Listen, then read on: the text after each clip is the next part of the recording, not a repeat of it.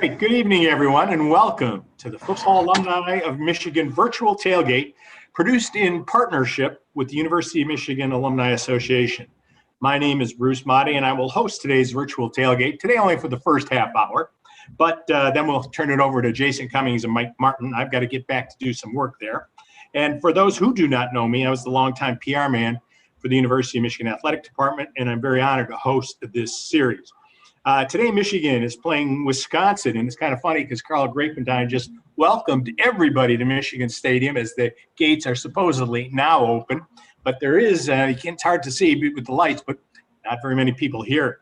So today against Wisconsin, that game's going to start at 7:44. That's the actual game time. And today we're going to have a couple of former NFL players on our panel to talk about their time at the University of Michigan. They have all played or are currently playing in the NFL.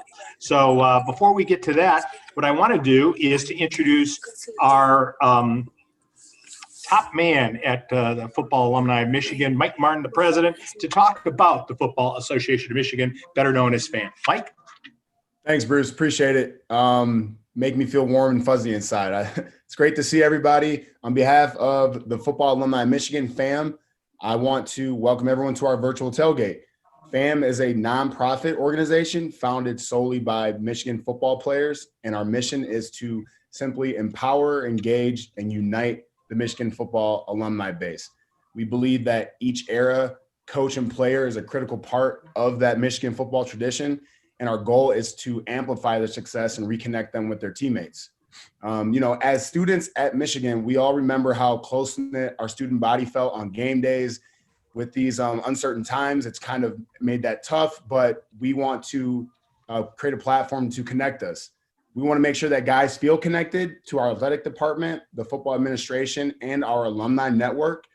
Uniting all Michigan football alumni, no matter what phase they are in their life, is a priority.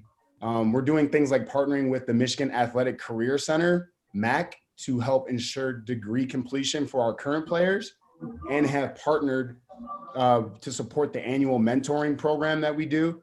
Our teammate assistance program, TAP, that we're really excited about, was created to help former players lacking basic resources to navigate life. The TAP program has allowed us to provide medical, legal, dental, and financial support to members who need it most.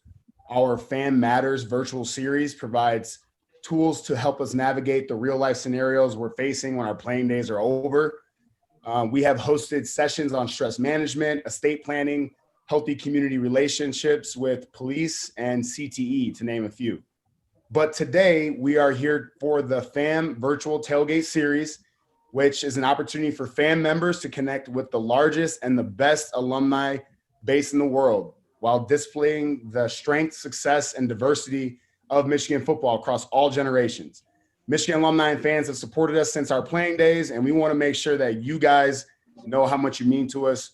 So now that we're all alum, we want to continue to strengthen that bond and have some fun in the process. So again, welcome to our tailgate, and go blue. Thanks, Mike. I also want to thank the groups that are helping us with the U of M Club of Dallas is helping out, Central Florida, Chicago, Cleveland, and Charlotte, North Carolina.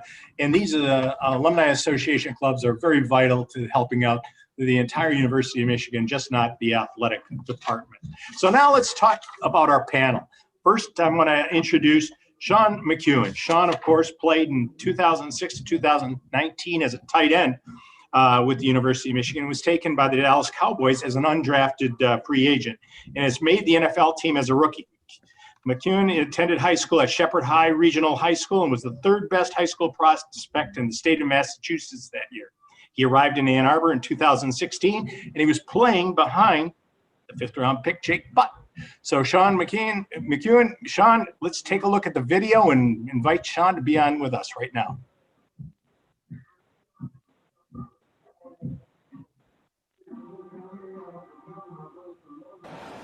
Shotgun now, rolls right, looks to throw back. He's got McEwen throw back. He can go. He's at the 10 to 5. John McEwen, touchdown, Michigan. Easy pitch and catch, easy touchdown, Michigan. Sean McEwen. All right, gets his step. fake. Throws in the end zone. Touchdown, Michigan! Sean McCune! Actually, like flex tight ends. Rolls right. Throws to McCune wide open at the 15. He's at the 5. Pounds his way down inside the 5. Flex gets the ball. Looks to throw. It's McCune at the 10, the 5. Breaks the tackle to the 1. He's in. Touchdown, Michigan! Patterson in the gun. Haskins to his left. They give it to Patterson to throw. Throws. He's got his tight end. McCune wide open. He's into Ohio State territory. Inside the 30 down to the 25-yard line. And Sean, welcome to the virtual tailgate. If we can get you to unmute your, there you go. Good to see you. How you doing? Great. Thanks for having me on. Really It's appreciate it. great to have you here. You know, I'm going to ask you a quick question from, we have some questions from the fans already that have been pre-submitted. And if any fan wants to submit questions, please feel free to do so. But since you have just been out for 1 year, what do you think, is there the biggest change? Is it a disappointment or is it better change going from the NFL, going to the NFL from college ball? What's the biggest difference that you see? What do you feel personally? Yeah, it's definitely a big change. You know, it's definitely more run like a business in the NFL for sure. Just how you know, we run things and kind of doing things more on your own. You know, going to get your own treatment, going to get your own workouts in. You got to hire trainers and masseuses and everything like that. So, you know, it's definitely a great experience though, and you know, it's always been my dream to play in the NFL. So, you know, definitely happy to be here and super excited. That question was asked by Elliot Enton. And so the next person that we are going to introduce, also with the Dallas Cowboys, that's Jordan Lewis. He plays cornerback for the Cowboys. He played football at Michigan, and he was named first-team All-American and first-team All-Big Ten in 2015 and 16 before being drafted by Dallas in the 3rd round. This is Jordan's 4th season with the Cowboys, and Jordan, by the way, is a Detroiter and attended Cass Tech, coached by former Michigan football player and track star Thomas Wilcher. Jordan, let's take a look at a few of the videos of Jordan, and then we've got a couple questions for him.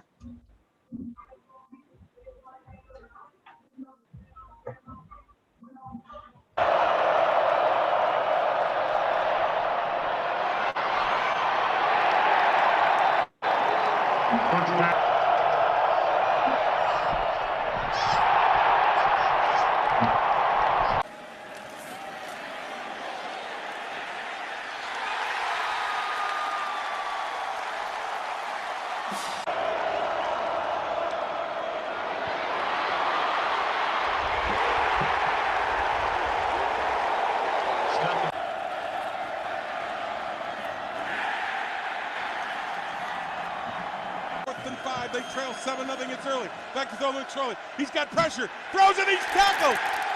Loss on the play, and Michigan will get the ball. Back to throw. Hornibrook's got time. Throws the ball deep. And it is that intercepted? Holy cow, Jordan Lewis. Hey, Jordan, welcome. Good to have you here. Hey, are you the first guy to make that one-handed interception? It seems like everybody's trying to follow you, doing the same thing all the time now. I don't think I'm the first, but I feel like it was very significant, you know, to the Michigan family though. So I mean, it's a great moment, and I just appreciate, you know, everybody that appreciates it. So, you know, I got to ask you before I ask you the question from one of the audience that has pre-submitted it. You following Cass Tech at all, man? There you got another good football team. They cruising, man. It looks good, but they about to play Belleville. So they were coached by I was coached by the head coach Belleville, Coach Crowell, and that's gonna be a good one. I'm excited to score that one. It's going to be exciting. Well, you know, I got a question for you because it's been, you know, the Cowboys have had a tough time this year with the quarterback situation and going that way. Michigan, of course, has had one win, you know, got to bounce back tonight. When you're, you know, the question comes from Gregory Bond. When a team is having that type of a situation, what do you guys talk about in the locker room to try to build the team back up as players? Just understand that it's only one way you can do that, and that's just hard work. Just get in the film study and go out on the practice field and practice and try your hardest to get things back on track. That's the only way you can do it. I mean, it's really not any magic formula. It's just really just going out there and putting in the work. And I feel like once you get that taste of success, Michigan has the players to do it, and I feel like the Dallas Cowboys have the players to do it to get out there and get the job done. It's going to be interesting again tonight to see how we're going to go there. The next person we have, we're going back a ways here because Jordan and Sean, they're young guys. And this guy is a little bit older, and that's Ed Moransky, who was an All-American and an academic All-American athlete who played for Michigan during the 1979 to the 1981 season. Moransky went on to play with the Oakland Raiders in the NFL before pursuing business interests full-time. Moransky was on the Super Bowl championship team with the Raiders. He is now chairman of the board and founder of Moransky Companies, a multifaceted business management company, and also founder, chairman, CEO, majority owner of the Surgical Hospital of Southwoods in Boardman, Ohio, an accredited state-of-the-art surgical hospital that serves 20,000 patients annually. He also serves as founder and chairman and CEO of the Chestnut Land Company, the holding company for Annie Ann's soft pretzel franchises throughout the United States, and has over 1,000 employees under his management. So, Ed, welcome. Let's take a look at some of the things from Ed. Don't worry, Ed, they're not in black and white. Don't worry. I'll tell you, when he gets some room out there and he puts that afterburner on, look out. 31 yards on the play. First down, Wangler to Carter. Touchdown. 9 yards to go on second down. Lawrence Ricks on the draw. Good move. There's your first down. Smith maybe checking off. Gives to Woolfolk. Tries to sweep left. Butch slips some tacklers. Woolfolk on the run. There he goes. Woolfolk's going to go the distance. Smith runs the option. Pitches to Ricks. He's got it. Anthony Carter in motion. Sweeps back. Going to throw the ball. Throws it back to Smith, the quarterback. They got the 2. Nobody covered Steve Smith. To the right. Will UCLA put a rush on Smith? Here they come. He's going deep for Carter. That's all she wrote. All right. Hey, Ed, welcome. And I was kidding everybody before, but what I have on today is the Michigan shirt and the jacket and the hat from the 1980 Rose Bowl team, 81 championship Rose Bowl team, and 80 Big Ten championship team that Ed was on. John Wangler, of course, provided these, our good friend John Wangler. And it's great to have you. And first question I want to ask is another one who submitted one, John Francis Manstead. He wants to know what academic class at U of M has had the most positive impact in your career. Is there one that you could really speak about, or even a professor that might be the strong point of what you learned in the classroom? Yeah, Brucey, thank you, and appreciate you having me on. I would have to go back, and he's still alive and a friend of the university, Bill Colburn. Professor Bill Colburn was the head of the communications department. When I went to Michigan, I was in the pharmacy school, so I was doing all the pre-med and the biologies and all of that, which weren't very exciting. And I took some communication classes, and those classes have helped me every day of my life. Just how to deal with people, how to read people. And from an academic standpoint, his reaching out his hand and being my friend made all the difference during a very tough 4 years. So it's lucky that I met Bill Colburn. So we were talking about being coached by Bo, and I'm pretty sure Jordan, Mike Martin, Jason, Sean have never had to be coached by Bo, which, of course, we all became Bo's good friends after he got out of coaching. And what was the line? When you were on time, what time did you have to be there? The time I was on today, about 15 minutes before. So if you weren't 15 minutes early, you were late. Yeah, and that's Bo for you. And I was telling the story where at one point, Don Lund, one of our great athletes, he was a great baseball player. He was a first-round draft choice of the Chicago Bears. He was working as an administrator, keeping track of everything. And he was not on the bus. He was doing it. It was cold. He was in the football building. Bo literally left him as we were driving out. He had to get a police escort to catch up with the buses that day. So it's a way different thing. We love Bo. It was a great time to be around. And that's one of the great things we've been able to do is work and have fun with those type of coaches. We've got a lot of club presidents with us today, and we're going to get started real quick with Jennifer DeGus of the Chicago Club to ask her question. And then we'll get in, we'll talk a little bit and banter back and forth about football and about things that are going on right now. But Jennifer, why don't you ask your question? See, and go from there. All right. Hi. My question for everyone is, what is your favorite football and non-football memory from your time at Michigan? Let's start with Sean. Sean, you want to give that one a start right off the bat? Yeah, sure. I would say my best football memory was probably scoring my first touchdown. I think it was against Minnesota my sophomore year, and that feeling is just incredible. Can't really beat it. So yeah, that was definitely the best football feeling.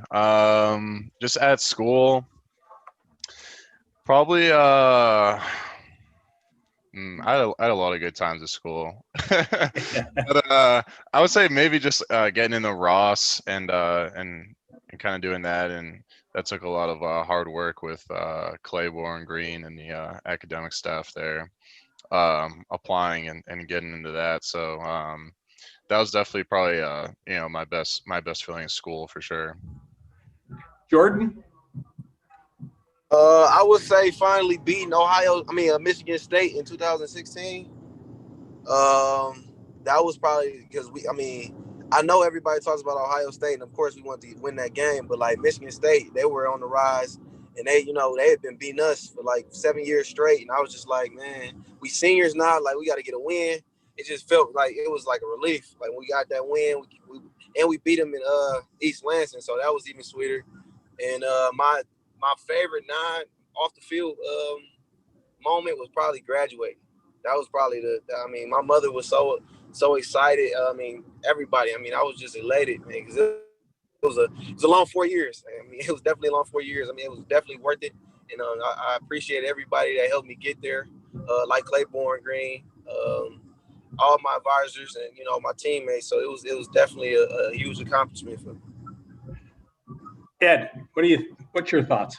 Well, two things. One, from a football standpoint, you understand both Schembechler, Bruce, and you were part of most of those, had great teams during the 70s, from the upset loss in 69 all the way to my team in 81, and he'd never won a bowl game. So definitely winning the Rose Bowl, but more importantly, Bubba Paris and I carrying Bo off for his first bowl victory still is today. I could remember it like it's yesterday, and the picture hangs in my office.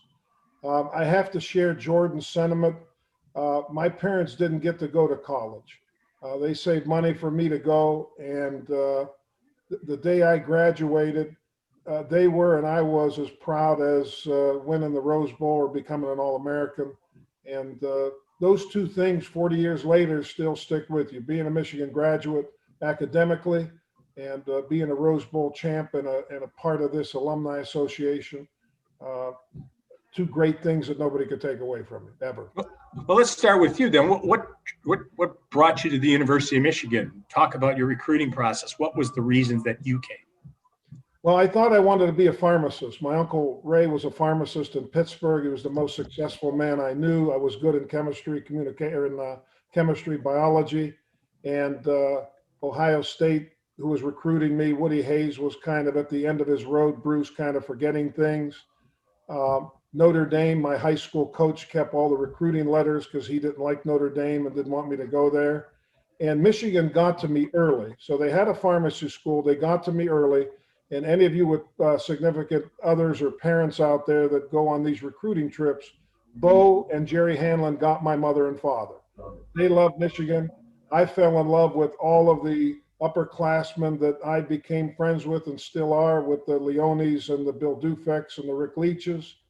And I had a high school coach, Bruce, that told me, trust your gut. Back then, blink wasn't a word, but trust your blink.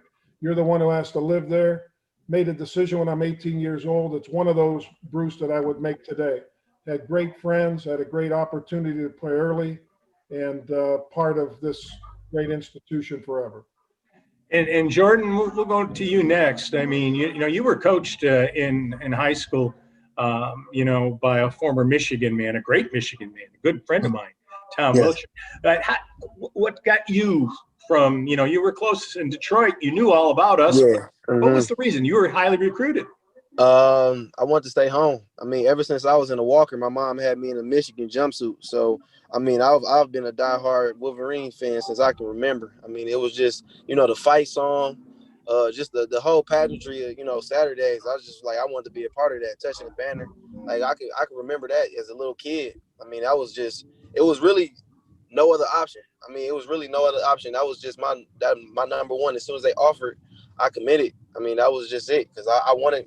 It was just everything I could ask for. I mean, academics, the football prestige, and I could see my family in them. You know what I'm saying? Whenever I wanted to. So it was everything. It only made sense for me. Sean, what about you? You came from Massachusetts, so I mean, football out east, and we don't get many Eastern players here at Michigan.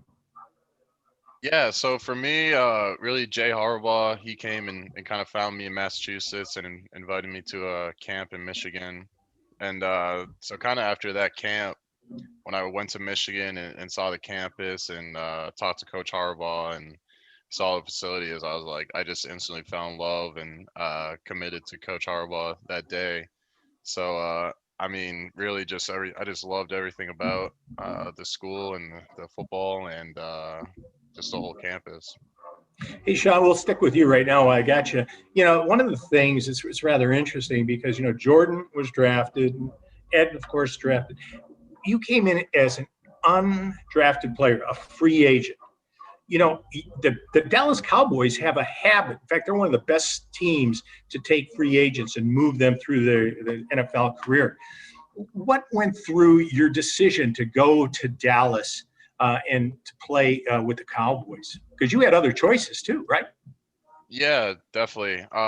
So kind of just after the draft, my phone kind of started blowing up with calls from different teams. I think the Giants and the Ravens, Vikings, and Cowboys all called me and my agent, and so really some of it was money and signing bonus and guaranteed money and stuff like that. And the Cowboys offered me the best deal, but they also had a good roster as far as just looking at tight end depth and like you said, they have a history of keeping undrafted guys. So yeah, I kind of like the idea of going to Dallas, and my agent thought it was a good idea, so just kind of decided to make it happen.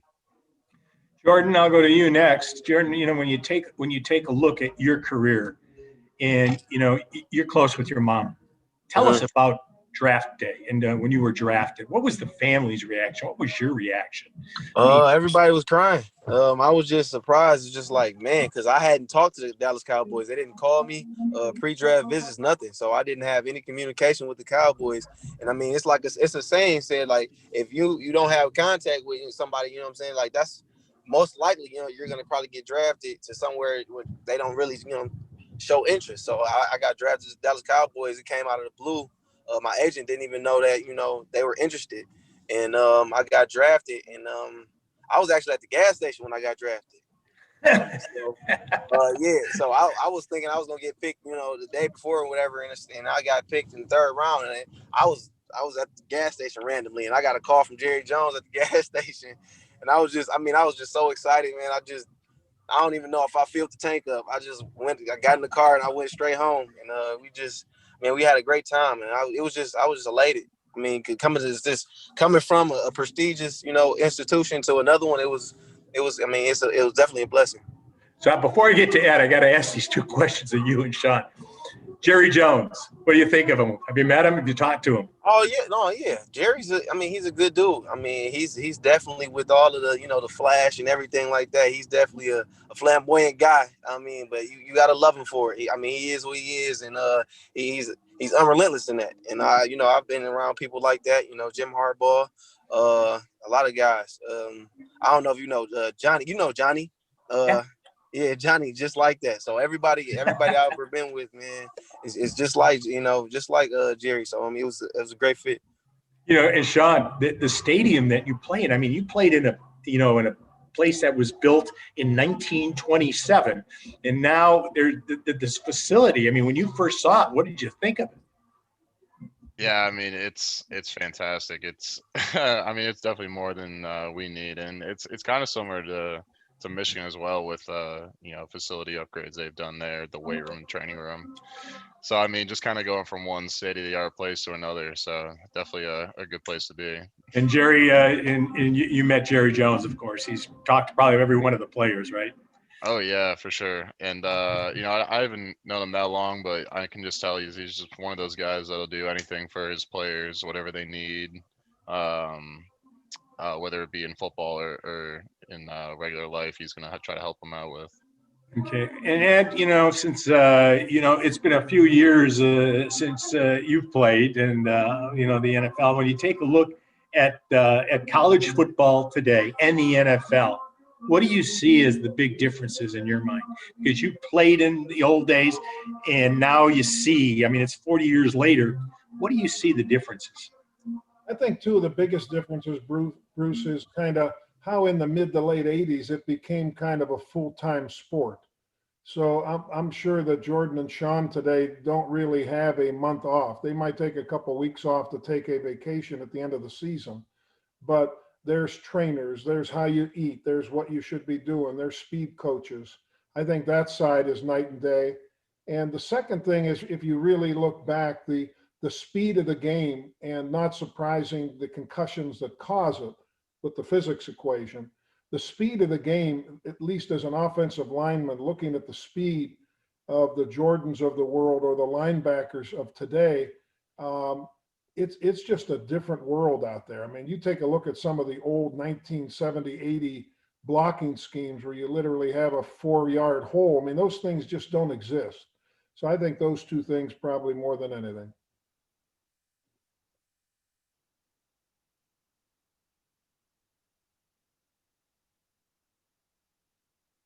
I think you're on mute, Bruce. I got muted by somebody in the background there. I didn't. But I'm gonna real quick. I'll go back through you guys real quick, and then I'm going to turn it over to Jason and Mike.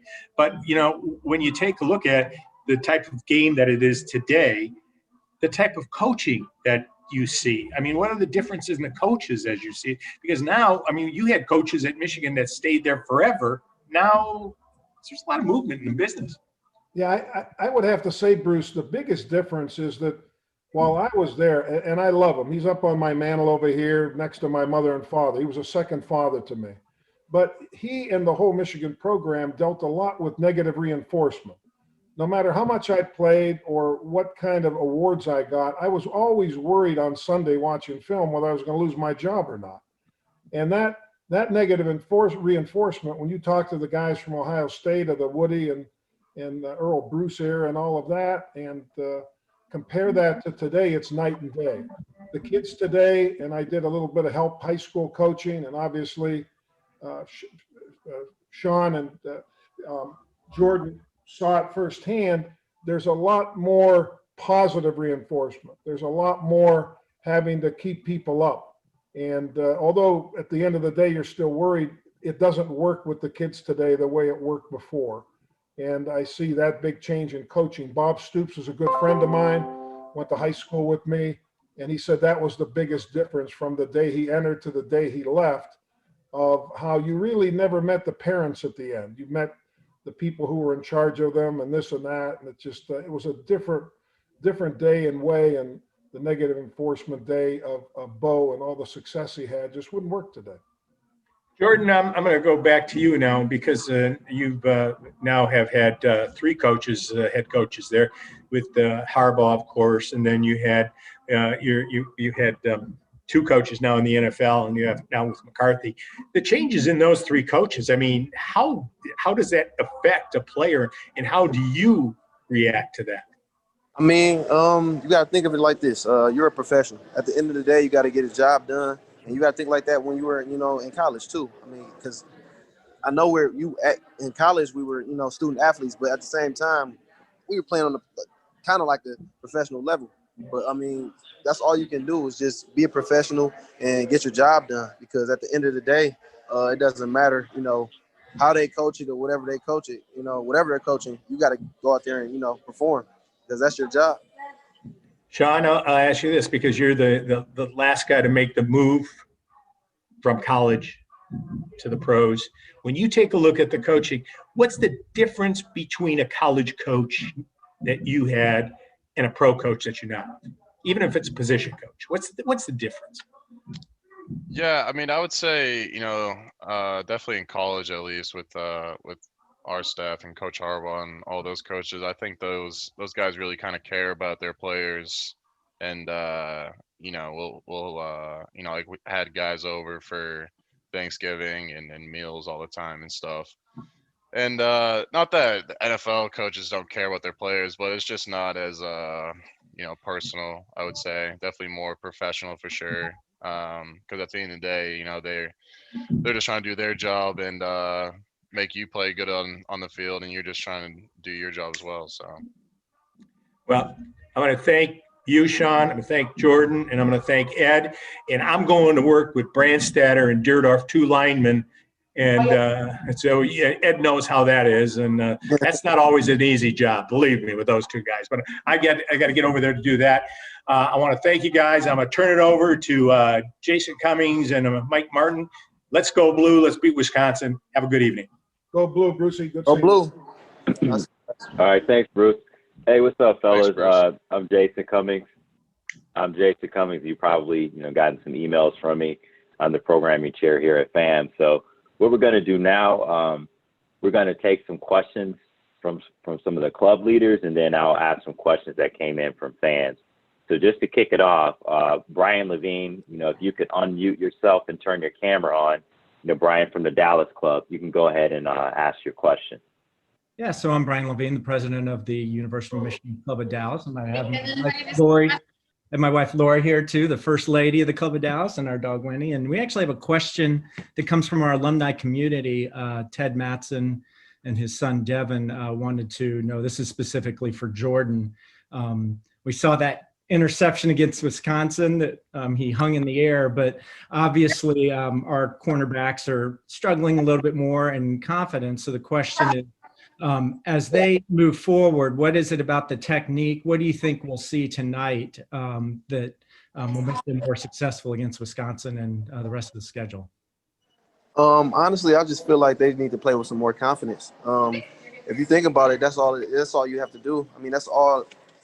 Defense is confidence. I mean, if you can go out there with the swagger and just go out there and understand what you're doing and play with confidence, things start swinging your way. And I mean, momentum is real. So I mean, if you get that momentum, anything can happen.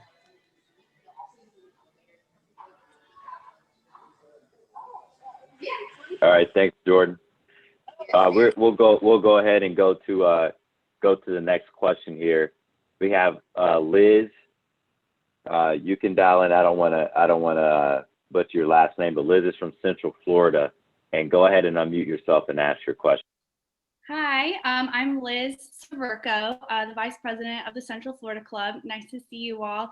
My question is, so I grew up in Ann Arbor, and I just went right down the street to University of Michigan for school. What was all of your favorite thing to do in Ann Arbor that was not football or school related? Well, I'll go first. Thank God there was not social media back then. And that we had a good time at South Quad. There was a wonderful place that had dime beer on Monday night called Dooley's, and we helped found, me and a flame, John Arbesnick, helped found a place called Rick's American Cafe. And not that we were alcoholics, but we had a good time, and we worked hard. But we had a great time in the dorms. We had a great time with our teammates and non-teammates in doing everything from outside volleyball to dime beer night to parties outside. It was just a wonderful thing from people from all over the country and all backgrounds. So it was good times. Thank God there was no social media though. Yeah. All right, Sean, you want to go next? Yeah, for sure. I would probably say, definitely. I lived in South Quad too, and West Quad, so living in the dorms was a blast. And just I loved all the restaurants in Ann Arbor. There's so many good ones, Blue Tractor and Spots right down there. Went there plenty of times. I like to play golf in the summer when we're working out. So the university golf course is beautiful. And yeah, I mean, definitely been to a few frat parties and Rick's American Cafe a few times. So that's about it. I guess I'll go. Probably mine is still sports. I used to go to the IM building and play basketball all the time. You got your card on you, man. We can go out there and play. And probably the restaurants. I love spots. You breaking up just a little bit, Jordan. You breaking up a little bit. I don't know if you're in the elevator. Can you hear me? Can you hear us? Yeah, we can hear you now. Go ahead, man. Here you go. It's like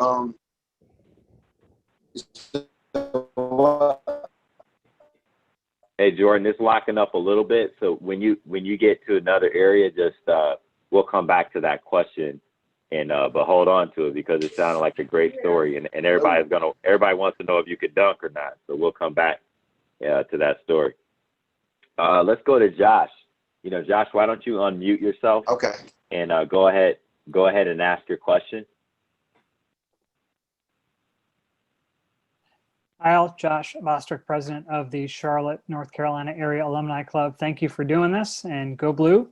Tell us a little bit about your experience with camaraderie within the NFL, specifically with former Wolverines, Chase Winovich, anybody who's out there now, as you look forward to catching up with them before a game, after a game on the field, as you play the different teams throughout the season. Yeah, definitely. I mean, I just joining the Dallas locker room. I feel like I'm already a part of their family for sure. The guys are great dudes, and especially in a tight end room, just having a kind of a small room like that, you get to become pretty good friends with them. And it's definitely cool seeing guys you played with at Michigan on different teams now. It's pretty weird. So I saw Zach Gentry last week against the Steelers, and I saw Khaleke Hudson on the Washington football team. And so it's just good seeing dudes like that, and in the NFL also, doing their thing and being successful. But I would think most of it comes because when you fly into these cities or they fly in to see you, most of your time is taken up with meetings and obviously get ready to play. So you really have time to catch up pre-game and post-game, and golf tournaments and fun during the off season more than flying to cities and seeing other people. Thanks. So Jordan, I know it seems like you're back inside now. You're telling us about the IM building. I've heard some legendary battles from my teammates. So you can go ahead and finish your story about how it went down in the IM building with basketball. We'd find any basketball player on the team. If it didn't matter if you was on the bench or you were a starter, we was trying to go at you. We thought we were the best guys on the court at all times in the IM building. So we tried our hardest. I mean, you would have thought we never even had a football scholarship the way we played out there. I mean, it was competitive. I mean, it was fun. I mean, the camaraderie we made off the field, it was just amazing. I mean, we got some great moments in there. Thanks, Jordan. I'll stay with you for a sec. So one of the follow-up questions was just about the camaraderie in the NFL, like with former Michigan players in the NFL, and just how that brotherhood is. If you think about Michigan and your brothers at Michigan and the NFL, have you been able to keep in touch with people while you've been in the league? Of course. We always keep in touch with everybody that, that I've played with, or if I've known, through, just going back to school and seeing some of the guys. I mean, like our schedule was so crazy. I've seen a Michigan guy every time we played. It was 1 or 2 guys every time we played. So I mean, it's definitely a blessing to see all those guys in the NFL and doing well, making an active roster and going out there and playing. So I mean, it's definitely a good look for the university, and I'm just so proud to be a part of something so special. Thanks, George. Now it looks like we got somebody in. We brought him into the panel. George Lilja. George, can you hear us? If you can hear us, George, unmute yourself and turn on your camera. You know, if you got something you may want to say to Ed, if you can hear us, George.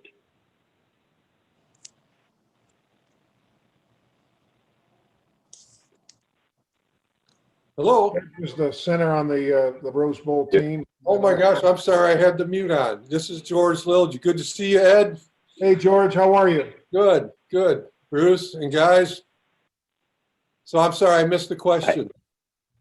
No, George, we're bringing you in because you and Ed were teammates. Is there a memory that you have with Ed, you know, whether it's the Rose Bowl or otherwise that you care to share just about your playing days with Ed? Any story that comes to mind? Well, as Ed will remember, we had a great offensive line across the board, and being able to block for guys like Butch Woolfolk and the crew, Larry Ricks and so on and so forth.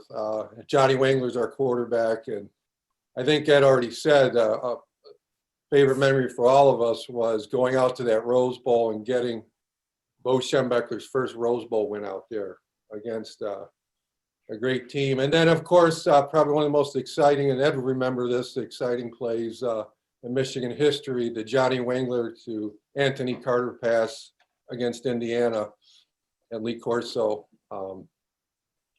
was a great memory at our homecoming game after they tied the game to end the game, and we had to come from behind in a matter of seconds and march down the field. So that'll always be a favorite memory. But going out and jumping up and hitting the Go Blue banner in front of 100,000 fans will always be one of the best memories, I think, for Ed and I. But I was proud to be on a line with Ed, and likewise, George. Yeah, and have the games we had and the memories we had that will last a lifetime. But I had George, and you have to tell Jordan as well. Jordan being from Michigan, although I'm from Ohio, and there's a huge rivalry with Ohio State. We used to date the girls from Michigan State. We had summer jobs with the guys from Michigan State. Yes. That was a hell of a rivalry, man. Right, George? Yes, an in-state rivalry that I didn't understand until I got to Michigan. I came from Chicago, and a lot of my teammates, that in-state rivalry, they would have gone to school with, and like you said, had dated other Michigan State students and stuff like that. And it was, I think a ref once said that I was talking to, a Big Ten ref said, he goes, I could tell the difference between an Ohio State Michigan game and a Michigan State Michigan game, because Ohio State, after the first play, the players pretty much settled down and got into the flow of the game. But he goes, from the first snap to the last snap with Michigan State, it was a fist fight the whole game. Yeah. Because they literally did not like each other, and a lot of great memories. But great to see you. We're going to have our Rose Bowl victory reunion next year. Yes. COVID's not going to keep us down, but great. COVID kept us from the Rose Bowl victory reunion this year, Ed. So we're looking forward to it next year. And Johnny Wangler is going to make us all this nice paraphernalia and shirts and stuff like that. So it'll be a good. I got the bourbon and the cigars, the important stuff. There you go. Go Blue, brother. You know what's funny, Ed, when they were asking questions of your favorite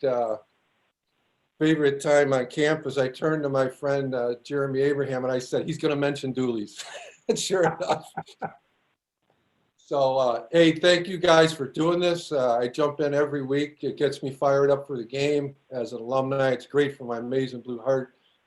Love all you guys from Michigan. Good, go Blue, and let's get a victory over the Badgers tonight.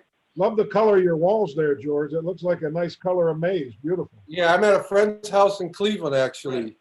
watching the game. I'm Michigan alumni. I ran track at Michigan, so There you go. I came.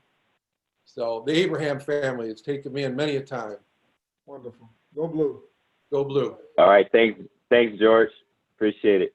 So let's go to Leslie. Leslie, you can unmute yourself and turn your camera on and ask the question to the panel.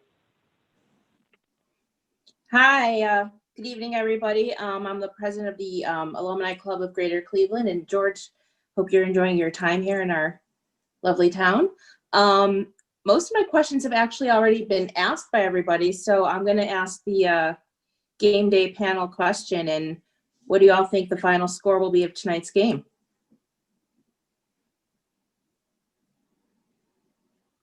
A prediction question. Anyone want to take that one? I mean, that question, you know, when I'm thinking about it, I know what all the guys are thinking. One, you know, we can tell you what score we hope it's going to be. It's, you know, going to get Michigan victory. But oh God, I hope so too. I'm rooting for him every week. Yeah, well, we're all rooting for him. You know, does anybody, you know, let's change the question a little bit.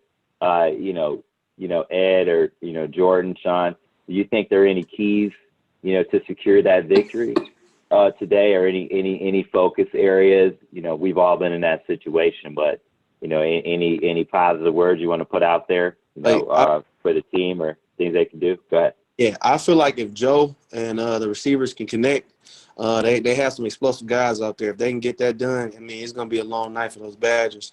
I feel like Joe can get it done, man. I mean, I really do. Ronnie Bell, all those guys on the outside, if they can get them going, I mean, it's gonna be a really good game. I feel like that's definitely key. We can stop the run, because you know the Badgers are always been, you know, or predominantly, you know, run offense. So if we can stop that, I mean, we got some good chances. Our talent is there, Jordan.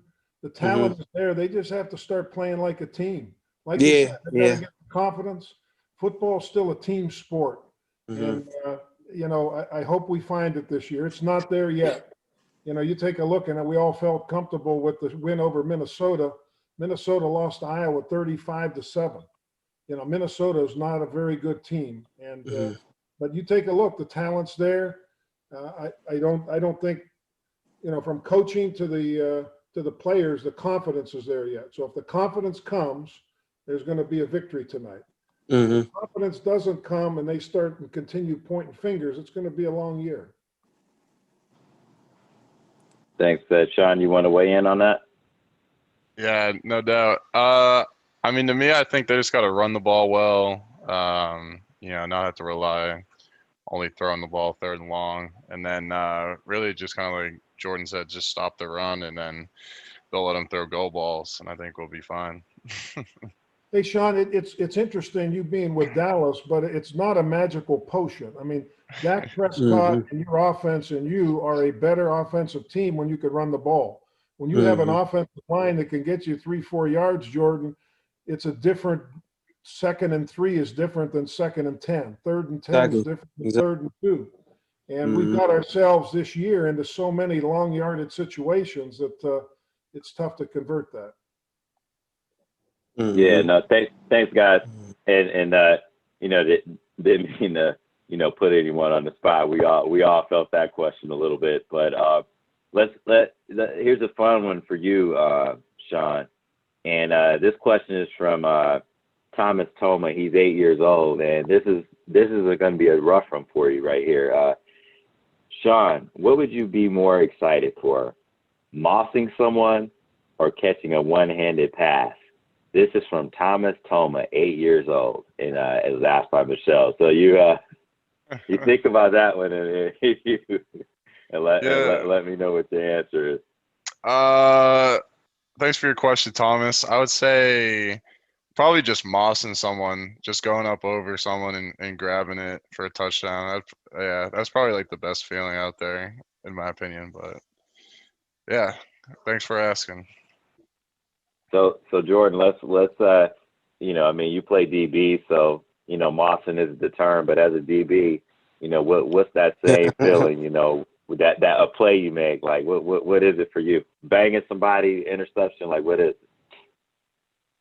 Probably an interception, tight coverage interception. I mean, it's demoralizing. I mean, when you understand, like, if you can be in the position, I mean, that's number one. I mean, if you can stop the pass, that's great. But if you can get a pick off that, I mean, it just changed the momentum. And I feel like that's the number one thing. And getting interceptions, making those plays, that can turn the fortunes in your hands.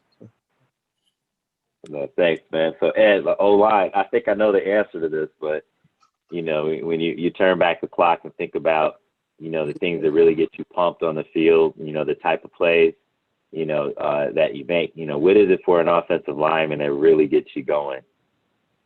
That the defensive lineman knows where it's going, and you know where it's going, and there's nothing he can do about it.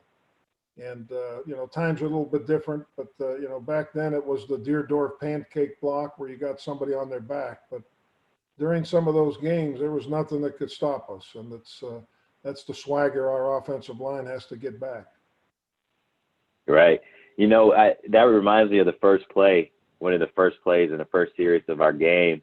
And I believe it was our fullback, and he blocked someone into the sideline, and I was really excited about that energy, as I'm sure you guys were. But, like you said, the game is a little bit different. But I do remember the times you're talking about when you go to the whistle maybe a little bit beyond. But, that's a great answer. So I did have a question for you guys. This is from Douglas Yee. And this kind of deals with, Ed, I know you're dealing with it in your profession, and I'm sure, everyone is on the panel. But this question from Douglas Yee is, how do you think that Wisconsin's canceled games will affect their preparation for the Wolverines, if at all?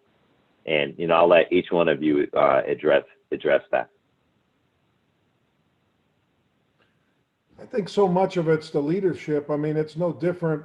The Cowboys are on a bye week this week. How does their coach, how do their position coach, how do they approach that mentally, having time off when you are not as focused as you are in a normal game week regimen?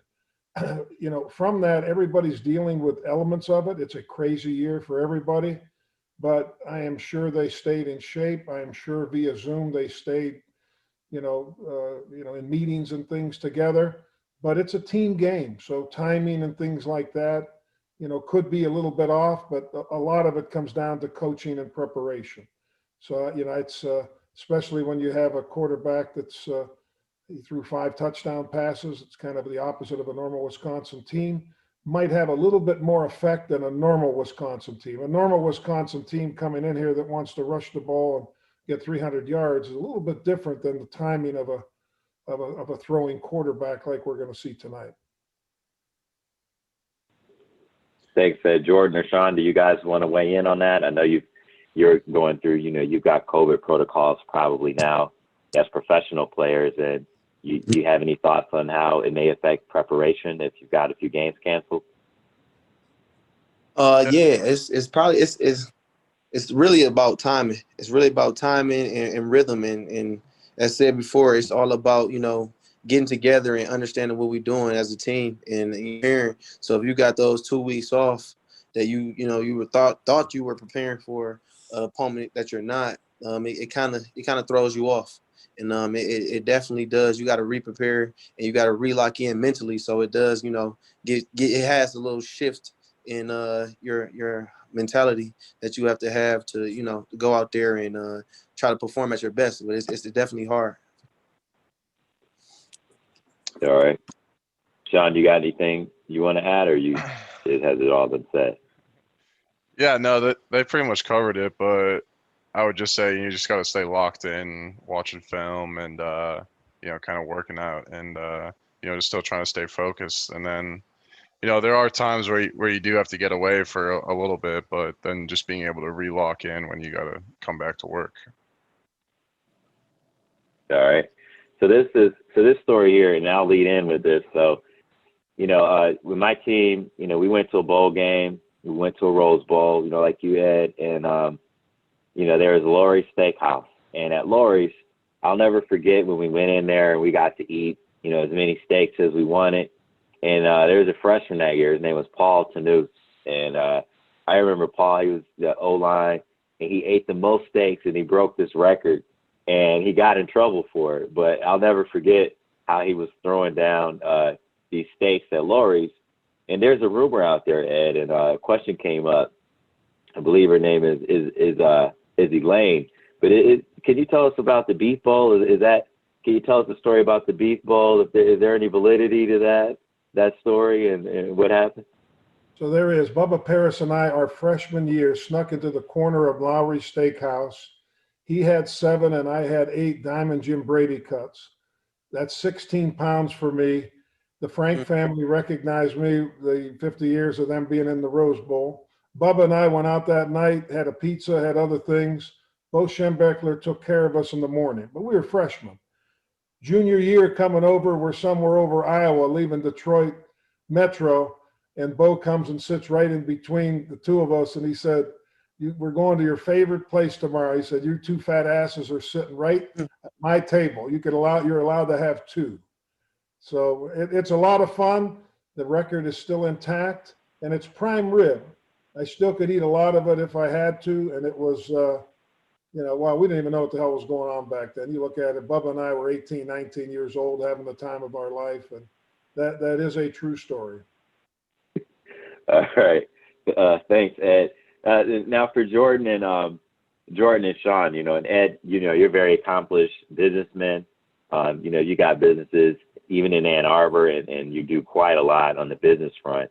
And, for Jordan and Sean, I know you guys are kind of, early in your NFL career, but, a question came from Erica Cox, and they want to know what pursuits professionally or personally are you most looking forward to, in your post-football career? Are you guys have any interest? Are you planting any seeds right now, for your post-career? I actually wanted to start, a nonprofit organization for student athletes, such as myself. So I want to go in there. It's something like a Boys and Girls Club, just giving them anything they need. And I actually want to be the AD of Cass Tech, probably. I don't know, if that ever come true, but I definitely that's definitely a dream of mine. Just being able to to be around the students and impact them in any way. I mean, that's something that I always enjoyed and I always had a passion for. Yeah, I would say I haven't really planned anything out yet, but just looking. I graduated from Ross, so just looking kind of in the marketing area of that, and so definitely networking and just trying to set something up for later in my career. That's great, and this is a great time to let everyone know that Sam has an annual mentorship program, and we work with the athletic department and the current students, and I think that was in place when you guys were there, Sean and Jordan. So we're always looking for mentors, and it's something in it for everyone. So keep us in mind during the off season, if you want to get involved, and that's why we're here, to unite like this, but also to keep us connected to the university. So I'll go to another question, and then after this question, we're going to play, an announcement regarding our teammate assistance program after this question. But this question here is from Elaine Waldeman, and this question is, what was the most motivational pregame or halftime speech you guys can ever remember? And whoever wants to go first can take that. I would say just being in the locker room pregame and hearing, I'm sure Jordan heard this a lot, hearing Don Brown talk to the defense before a game. Even though he wasn't talking to like any of the offensive guys, I'd go over and listen. And he always did a great job, and he's pretty motivational. Don B. I mean, with that pinky out, man, it was something to see, man. It was something to see. It was actually documented. I forget what was that Amazon series called? They showed him in Dallas, giving him a halftime speech. I was there. I was right in the locker room, man. I got chills, like I was playing. But it was, I mean, every time that we had a big game and we needed something, we needed that spark down to come and, he'd give us that talking to, and it definitely be, something that we always needed. And you just like, you want to run through a wall for him. You want to go out there and perform at your highest level for him, and go out there and show him that you a dude, honestly. We had Bo great, Ed. Schembechler as our head coach, so it was every speech was a motivational speech, and sometimes it's more how he looked than what he said. But I was lucky enough to be in the locker room for one of the team speeches. And I still, to today, when I hear Bo say the word Michigan like no one else can, and you hear the content of the team, it's the makeup of every successful byproduct, whether you're in business or football or cross country or whatever you're in. There's nothing more important than the team. And God Almighty, I could see him doing it like it was happening last night. Well, thanks a lot, guys. We're getting to the point, and we're going to start wrapping things up. So before we go, we're going to do two things. First of all, we're going to just play a short announcement for the Teammate Assistance Program. So, Stephen, if you got that queued up, and then we'll come back for some final remarks. Hi, this is Craig Dunaway, proud member of Teams 100 through 103. I'm here today to talk to you about the Teammates Assistance Program, or TAP for short. TAP was founded by the Football Alumni of Michigan in 2018 to confidentially help members of the Michigan football family in need of support. The TAP network provides a conduit to medical, financial, and psychological assistance to teammates with limited options. Confidentiality is an essential part of TAP. As football players, we're proud. Asking for help isn't something we're inclined to do.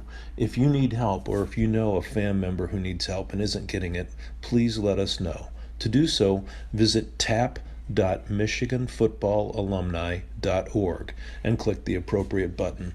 Someone will be in touch very soon. Please also consider joining the TAP network. The network is open to everyone, not just former players, and it's designed to help in many ways. You don't have to be a doctor or lawyer. That's great if you are, but we can use all sorts of people. Someone to pick up groceries, provide ground transportation, perform wellness checks. If you're willing to help a guy who needs it, please join the TAP network at tap.michiganfootballalumni.org. And finally, you can make a fully tax-deductible donation to TAP. Your financial support will help us take care of more of our guys. 100% of your donation will go to helping teammates in need. To donate, visit tap.michiganfootballalumni.org. Thank you. All right, thanks a lot. So I'll just, on behalf of Sam, I want to thank, Ed, Sean, and Jordan for hopping on. This really means a lot, not only to, FAM, but it also means a lot to our alumni. And we're looking forward to, with each of you, to deepening our relationship with you all and partnering on some initiatives that, are important to you guys. So we'll continue to be in touch. Ed, I still need that, contact information. But if there's anything else you guys, you guys have some parting thoughts, about your experience today, or if anything you want to say to the fans, I'll give you guys an opportunity. And then after that, we're going to close out to Michigan alumni James Earl Jones. But I'll give you guys an opportunity if you got any, final things you'd like to say, either to teammates or to alumni or fans. I'm sorry. You can go ahead. Go ahead. I'm just appreciative. I just love that, you guys opened you opened us with, open arms and just let us come in here and, share our experiences. And, you gave a lending hand and saying that, any endeavors that we ever, we come up with, that you guys are, fully embracing that and you guys are supporting it. So, I mean, it means the most, it means so much to me. And I as a Michigan alum, I'm excited to see, where we can go with this. And I'm excited to see, where I can fit in and help and be a part of, the club. So I'm just happy to be, Michigan Wolverine. All right, Sean, and Ed, you can close it out, but Sean, you want to share your thoughts? Yeah, just thanks so much for having me on, and really appreciate all the alumni. And Michigan definitely has the best alumni in the world, and just really appreciate it and looking forward to working with you guys in the future. And anything you need, and I hope I can come to you guys with anything I need. And I just really appreciate it. Thanks, Sean. Ed? Thanks for putting all of this together. Thanks for all the alumni for all of your help and interest. I second Jordan and Sean. And we've been so serious tonight. We got a game tonight. Let's go. Let's get it on with Wisconsin. That's right. We all got the TVs rolling. Let's go and let's go blue. Let's get this thing rolling again. Right? Let's go. Let's go blue. Yep. Let's go blue. All right, guys. Thanks for everything. Oh, no problem.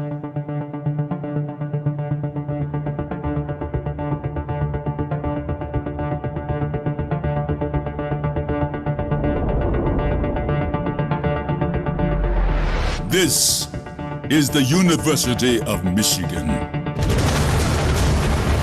What a football game we're going to have here this afternoon. You are looking live at a sold-out 103,000. Michigan Stadium in Ann Arbor. And the football game from Ann Arbor. The nation will rock with the praises of the maize and blue this evening. Where we respect integrity and honor excellence. The jubilation and cheering long into the night. Here come the Wolverines. We are loyal Wolverines. Today, your football team is #1 in the country, and it's all right here. Standing for Midwestern values, hard work, determination, and an enthusiasm unknown to mankind. Old season is over. It's going to be Michigan again. We are the best university in the world. Students and athletes and professors achieving at the highest level. You better believe it. This is our legacy and our future.